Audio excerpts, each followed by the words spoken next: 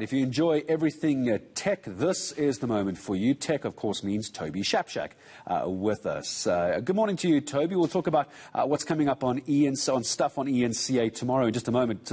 I couldn't believe the e-commerce numbers. I mean, I think we all expected off the back of COVID last year, e-commerce was going to go up, but it's at 66% growth in 2021, and in 2020, South African online retail stores are worth 30.2 billion. We're starting to talk some massive numbers, aren't we? Indeed, unbelievable. And of course, it's what we all expected. No one had the data, but Arthur Goldstuck has.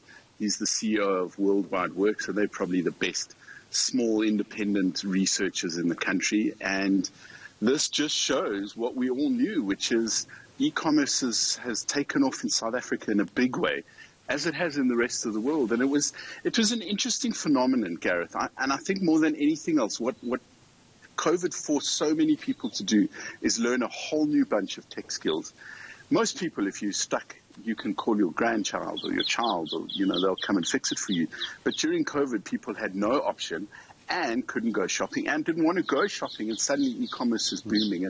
And good for all of the firms that have invested in it and built in it. And in fact, there's just a interesting boom. The JD Group, for instance, has launched a brand new online shop called Evernote for all of its brands. And we speak to the CEO, Peter Griffiths, tomorrow night on stuff on eNCA, as you were mentioning, as well as one of the early pioneers, a guy called Justin Drennan, who used to run a website called Want It All that imported all sorts of lovely trinkets via the great everything store that is Amazon. And then after a while, he started a business called Parcel Ninja, helping all the other e-commerce stores deliver their parcels, and they were recently bought in a very big takeover.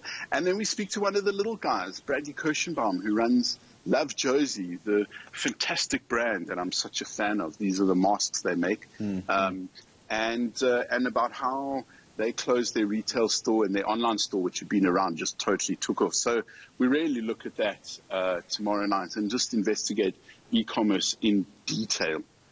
It's e-delivery, which I think, if you follow a lot of themes on social media, Toby, is becoming the problem. The e-commerce and the stores have become very efficient, very easy to use. You can literally order anything. I think a lot of complaints, though, about how long it's taking for these things to get delivered. You've got to start wondering if the e-commerce stores and the suppliers delivering all these great things, perhaps they need to have a chat at some point and try and get on the same page. That's what's coming up in stuff on eNCA tomorrow with that man in your screen, Toby Shapshak. But Tobes, so Germany, I understand now, banning Facebook, but not banning Facebook. They're banning Facebook from continuing with the WhatsApp data collection. What's happening there? Well, Germany, like many European countries, are not as lax with their privacy guidelines and watchdog bodies as America is. The FTC seems to, take very little interest in looking after its core mandate, which is to protect American consumers. Something, the figures vary, but 75. Toby, you still with us? I lost you. Outside America.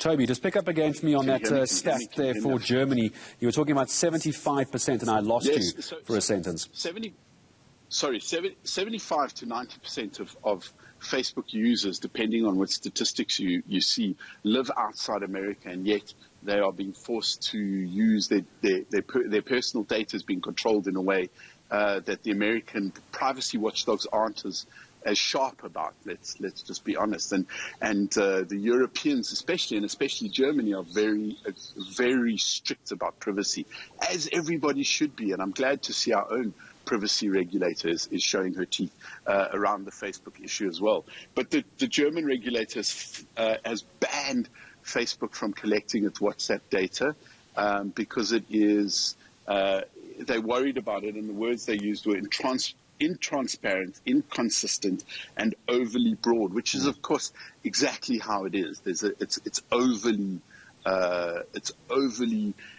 broad or, let's say, overly intrusive. Facebook is accumulating an enormous amount of data, that much data to be able to do that much for us. But of course, it comes against a much broader backdrop, which is Apple has stopped letting people use, companies track you on apps on the iPhone, which I'm speaking to you on now.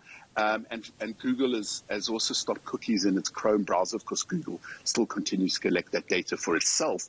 But there is a major shift going on, and we're going to see it in the next year or two, Gareth, where the fallacy about target advertising and clicks per thousand, all of that is going to come tumbling down. In fact, the clicks per thousand is one of the great myths of the online advertising industry.